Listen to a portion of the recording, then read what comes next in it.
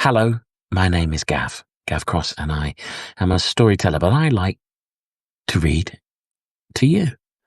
I do that every week, live on Substack, and here. It's very kind of you to watch, to listen, maybe join in. Every time you click like, every time you leave a comment, it helps.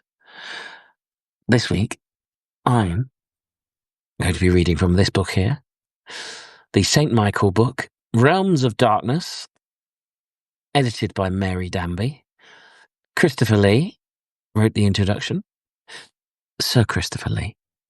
And another friend of this stream. Friend, it's rather stretching it. Friend to me. And I'm going to read you the story The Sea Raiders by H.G. Wells. Please, warning, contains bad pronunciation of places and Latin. Part 1. Until the extraordinary affair at Sidmouth, the peculiar species Haploteuthis ferox, giant squid, was known to science only generically, on the strength of a half-digested tentacle obtained near the Azores and a decaying body pecked by birds and nibbled by fish found early in 1896 by Mr. Jennings near Land's End.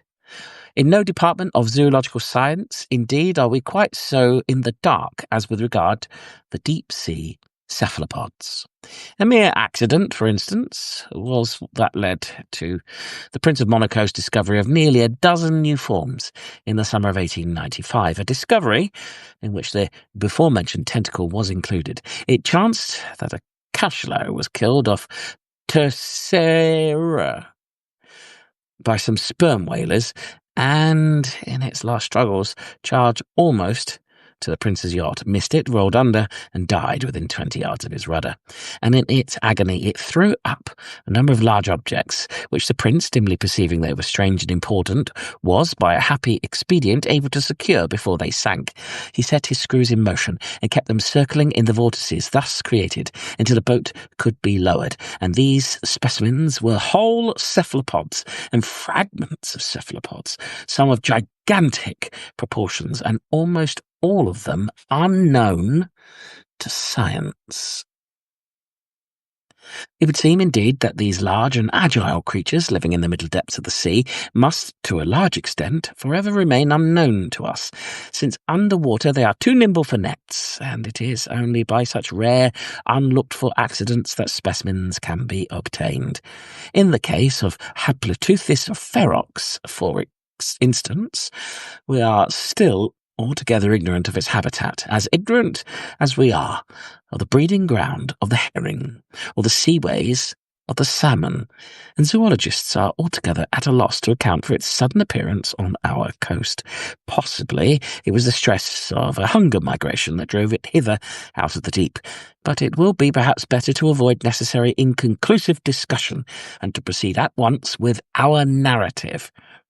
The first human being to set eyes upon a living Haploteuthis, the first human being to survive, that is, for there can be little doubt now that the wave of bathing fatalities and boating accidents that travelled along the coast of Cornwall and Devon in early May was due to this cause, was a retired tea dealer of the name Fyson, who was stopping at a Sidmouth boarding house. It was in the afternoon, and he was walking along the cliff path between Sidmouth and Ladram Bay. The cliffs in this direction are very high, and down the red face of them in one place a kind of ladder staircase had been made.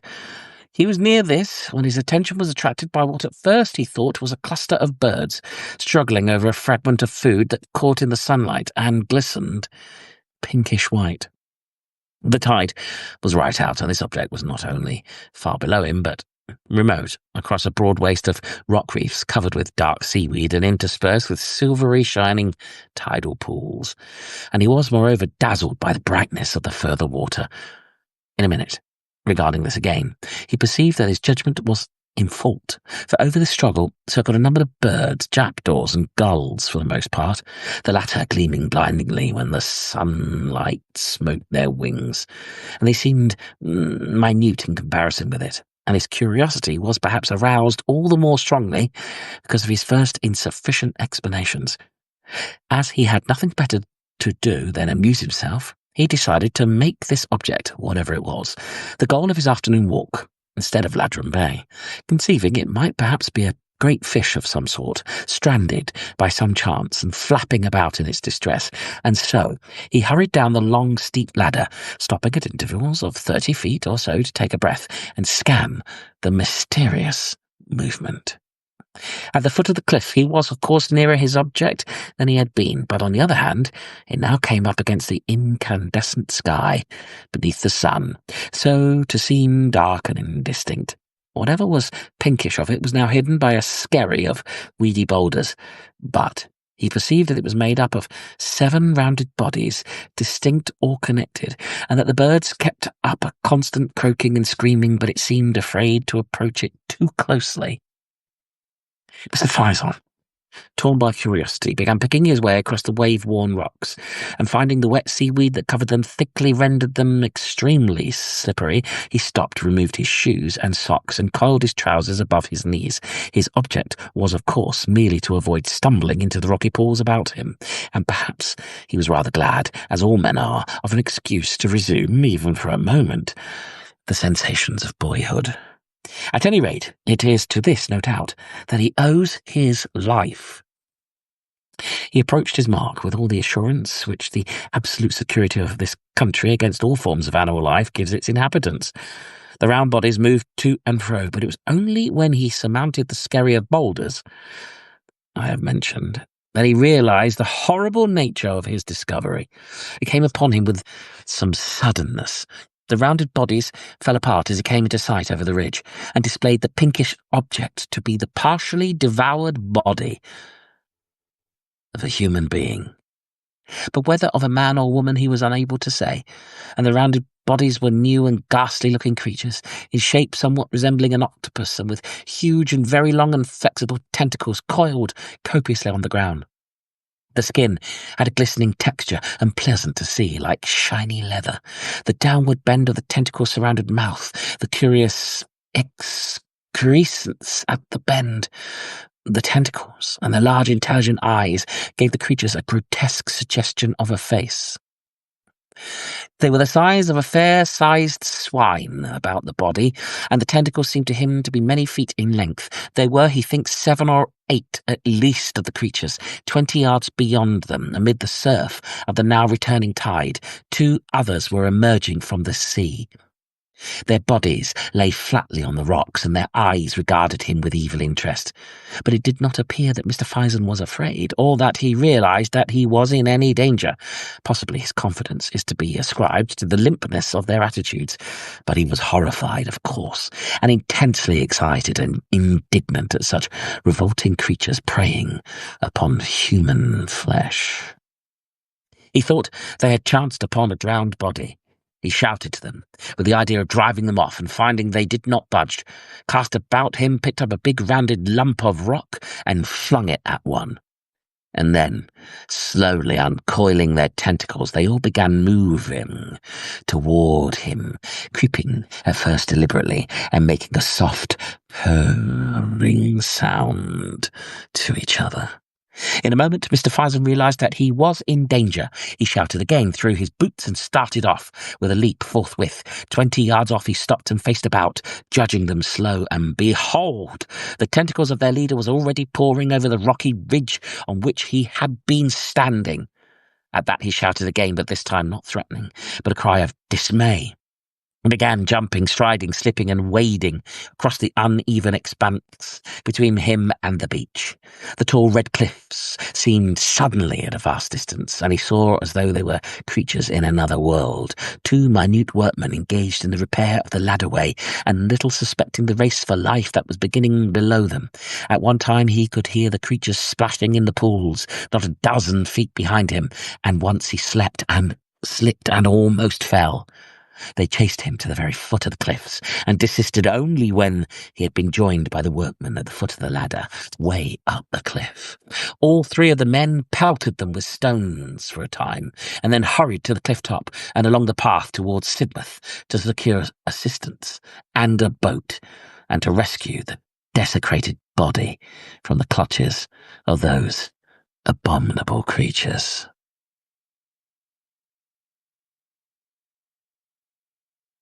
Part 2. And, as if he had not already been in sufficient peril that day, Mr. Fison went with the boat to point out the exact spot of his adventure. As the tide was down, it required a considerable detour to reach the spot. When at last they came to the ladderway, the mangled body had disappeared.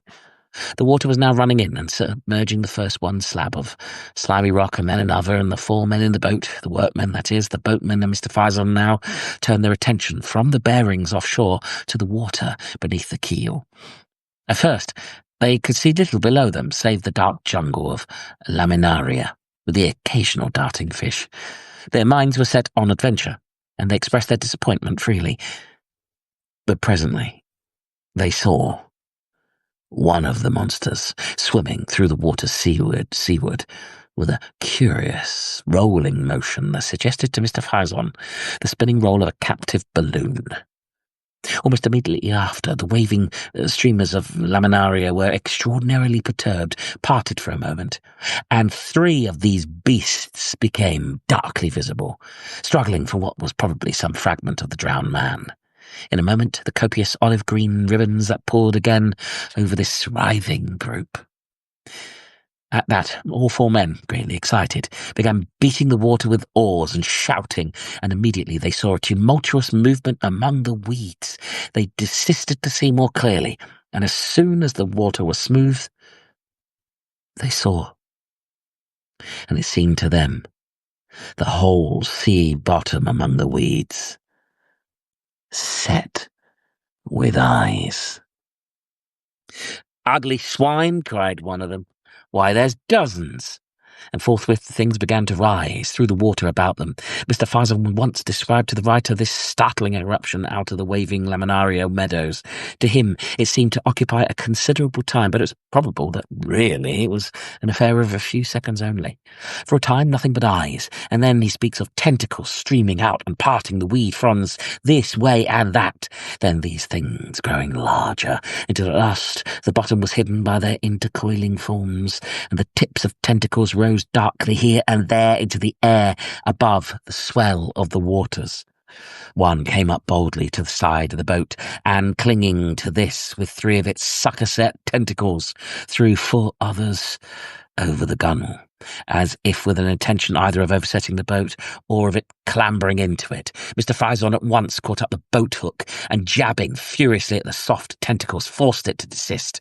He was struck in the back and almost pinched overboard by the boatman, who was using his oar to resist a similar attack on the other side of the boat. But the tentacles on either side at once relaxed their hold at this, slid out of sight, and splashed into the water. "We'd better get out of this," said Mr. Fison, who was trembling violently. He went to the tiller, while the boatman and one of the workmen seated themselves and began rowing. The other workman stood up in the forepart of the boat with the boat hook, ready to strike any more tentacles that might appear. Nothing else seems to have been said. Mr. Fison had expressed the common feeling beyond amendment. In a hushed, scared mood, with faces white and drawn, they set about escaping from the position into which they had so recklessly blundered. But the oars had scarcely dropped into the water before dark, tapering serpentine ropes had bound them and were about the rudder, and creeping up the sides of the boat with a looping motion came the suckers again. The men gripped their oars and pulled, but it was like trying to move a boat in a floating raft of weeds. "Help me!" cried the boatman, and Mr. Fison and the second workman rushed to help lug at the oar. Then the man with the boat hook, his name was Ewan, sprang up with a curse and began striking downward over the side as far as he could reach at the bank of tentacles that now clustered along the boat's bottom, and at the same time the two rowers stood up to get a better purchase for the recovery of their oars. The boatman handed handed his to Mr. Faison, who lugged desperately, and meanwhile the boatman opened a big clasp knife and, leaning over the side of the boat, began hacking at the spiring arms under the oar shaft. Mr. Faison staggering with the quivering rocking of the boat, his teeth set, his breath coming short, and the veins starting on his hands as he pulled at his oar, suddenly cast his eyes seaward, and there, not 50 yards off, across the long rollers of the incoming tide, was a large boat standing in towards them, and 3 women and a little child in it. A boatman was rowing, and little a man in pink ribbon straw hat and whites stood in the stern hailing them. For a moment, of course, Mr. Faison thought of help, and then he thought of the child. He abandoned his oar forthwith, threw up his arms in a frantic gesture, and screamed to the party in the boat to keep away, for God's sake! It says much for the modesty and courage of Mr. Faison that he does not seem to be aware that there was any quality of heroism in his action at this juncture. The oar he had abandoned was at once drawn under, and presently reappeared floating about 20 yards away. At that same moment, Mr. Faison felt the boat under him lurch violently, and a hoarse scream, a prolonged cry of terror from Hill, the boatman, caused him to forget the party of excursionists altogether. He turned and saw Hill crouching by the forward rowlock, his face convulsed with terror, and his right arm over the side and drawn tightly down. He gave now a succession of short, sharp cries. "Oh! Oh! Oh!" Mr. Faison believes that he must have been hacking at the tentacles below the waterline and had been grasped by them. But of course, it is quite impossible to say how now. Certainly what had happened. The boat was heeling over, so that the gunwale was within 10 inches of the water, and both the Ewan and the other labourer were striking down into the water with oar and boat hook on either side of Hill's arm. Mr. Faison instinctively placed himself to counterpoise them. Then Hill, who was a burly, powerful man, made a strenuous effort and rose almost to a standing position. He lifted his arm, indeed, clean out of the water. Hanging to it was a complicated tangle of brown ropes, and the eyes of one of the brutes that had hold of him, glaring straight and resolute, showed momentarily above the surface. The boat heeled more and more, and the green-brown water came pouring in a cascade over the side. Then Hill slipped and fell with his ribs across the side, and his arm and the mass of tentacles about it splashed back into the water. He rolled over. His boot kicked Mr. Faison's knee as that gentleman rushed forward to seize him, and in another moment fresh tentacles had whipped about his waist and neck, and after a brief convulsive struggle, in which the boat was nearly capsized, Hill was lugged overboard. The boat righted with a violent jerk that all but sent Mr. Faison over the other side, and hid the struggle in the water from his eyes. He stood, staggering to recover his balance for a moment, and as he did so he became aware that the struggle and the inflowing tide had carried them close upon the weedy rocks again. Not 4 yards off, a table of rock still rose in rhythmic movements above the inwash of the tide. In a moment, Mr. Faison seized the oar from Ewan, gave one vigorous stroke, then dropping it, ran to the bows and leapt. He felt his feet slide over the rock, and by a frantic effort leapt again towards a further mass. He stumbled over this, came to his knees, and rose again. "Look out!" cried someone, and a large drab body struck him. He was knocked flat into a tidal pool by one of the workmen, and as he went down he heard smothered, choking cries that he believed at the time came from Hill. Then he found himself marvelling at the shrillness and variety of Hill's voice. Someone jumped over him, and a curving rush of foamy water poured over him and past. He scrambled to his feet, dripping, and without looking seaward, ran as fast as his terror would let him shoreward. Before him, over the flat space of scattered rocks, stumbled the 2 workmen, one a dozen yards in front of the other. He looked over his shoulder at last, and seeing that he was not pursued, faced about. He was astonished. From the moment of the rising of the cephalopods out of the water, he had been acting too swiftly to fully comprehend his actions. Now it seemed to him as if he had suddenly jumped out of an evil dream. For there was the sky, cloudless and blazing with the afternoon sun, the sea weltering under its pitiless brightness, the soft creamy foam of the breaking water, and the low, long, dark ridges of rock. The righted boat floated, rising and falling gently on the swell about a dozen yards from shore. Hill and the monsters, all the stress and tumult of that fierce fight for life, had vanished, as though they had never been. Mr. Faison's heart was beating violently. He was throbbing to the fingertips, and his breath came deep. There was something missing. For some seconds he could not think clearly enough what this might be. Sun, sky, sea, rocks. What was it? Then he remembered. The boatload of excursionists. It had vanished. He wondered whether he'd imagined it. He turned and saw the two workmen standing side by side under the projecting masses of the tall pink cliff. He hesitated whether he should make one last attempt to save the man Hill. His physical excitement seemed to desert him suddenly and leave him aimless and helpless. He turned shoreward, stumbling and wading towards his two companions. He looked back again, and there were now 2 boats floating, and the farthest one out to sea pitched clumsily, bottom upward. Part 3. So it was that Haploteuthis ferox made its appearance upon the Devonshire coast. So far, this has been its most serious aggression. Mr. Fison's account, taken together with the wave of boating and bathing casualties, to which I have already alluded, and the absence of fish from the Cornish coasts that year, points clearly to a shoal of these voracious deep-sea monsters, prowling slowly along the subtidal coastline. Hunger migration has, I know, been suggested as the force that drove them hither, but for my own part, I prefer to believe the alternative theory of Helmsley. Helmsley holds that a pack or shoal of these creatures may have been enamoured of human flesh by the accident of a foundered ship sinking among them, and have wandered in search of it out of their accustomed zone, first waylaying and following ships, and so coming to our shores in the wake of the Atlantic traffic.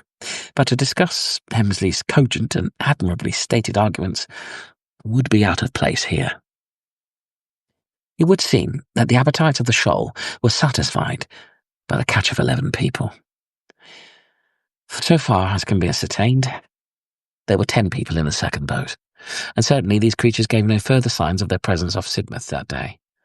The coast between Seaton and Budleigh Salterton was patrolled all that evening and night by 4 preventative service boats, the men in which were armed with harpoons and cutlasses.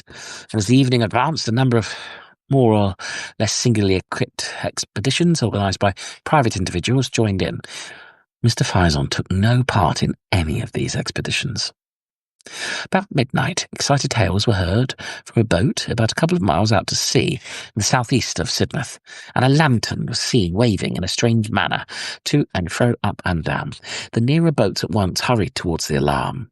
The venturesome occupants of the boat, a seaman, a curate, and 2 schoolboys, had actually seen the monsters passing under the boat. The creatures, it seemed, like most deep-sea organisms, were phosphorescent, and they'd been floating 5 fathoms deep or so, like creatures of moonshine, through the blackness of the water, their tentacles retracted, and as if asleep, rolling over and moving slowly in a wedge-like formation towards the southeast. These people told their story in gesticulated fragments. At first 1 boat drew alongside, and then another. At last there was a little fleet of 8 or 9 boats collected together, and from them a tumult, like the chatter of a marketplace, rose into the stillness of the night. There was little or no disposition to pursue the shoal. The people had neither weapons nor experience for such a dubious chase, and presently, even with certain relief it may be, the boats turned shoreward. And now to tell what is perhaps the most astonishing fact in this whole astonishing raid. We have not the slightest knowledge of the subsequent movements of the shoal, although the whole southwest coast was now alert for it. But it may perhaps be significant that Cachalot was stranded off Sark on the 3rd of June, 2 weeks and 3 days after the Sidmouth affair. A living Haploteuthis came ashore on Calais sands. It was alive because several witnesses saw its tentacles moving in a convulsive way, but it is probable that it was dying. A gentleman named Pouchette obtained a rifle and shot it. And that was the last appearance of a living Haploteuthis. No others were seen on the French coast. On the 15th of June, a dead body, almost complete, was washed ashore near Torquay. And a few days after, a boat from the Marine Biological Station engaged in dredging off Plymouth picked up a rotting specimen, slashed deeply with a cutlass wound. How the former specimen had come by its death, it is impossible to say. And on the last day of June, Mr. Egbert Kane, an artist bathing near Newlyn, threw up his arms, shrieked, and was drawn under. A friend bathing with him made no attempt to save him, but swam at once for the shore. This is the last fact to tell of this extraordinary raid from the deepest sea. Whether it is really the last of these horrible creatures, it is as yet premature to say. But it is believed, and certainly it is to be hoped, that they have returned now, and returned for good, to the sunless depths of the middle seas, out of which they have so strangely and so mysteriously arisen. The Sea Raiders by H.G. Wells. Read live on Substack by me, Gav Cross. From this book, The St. Michael Realms of Darkness, edited by Mary Danby and introduced by Sir Christopher Lee. What did you think? Let me know. Did it remind you of anything else? It did a couple of things for me. It reminded me very much of the War of the Worlds, the description of the tentacle creatures and the eyes in particular, and there were elements of Jaws for me. So, I know this was written considerably earlier than Jaws, but I don't know if it was written before or after the War of the Worlds.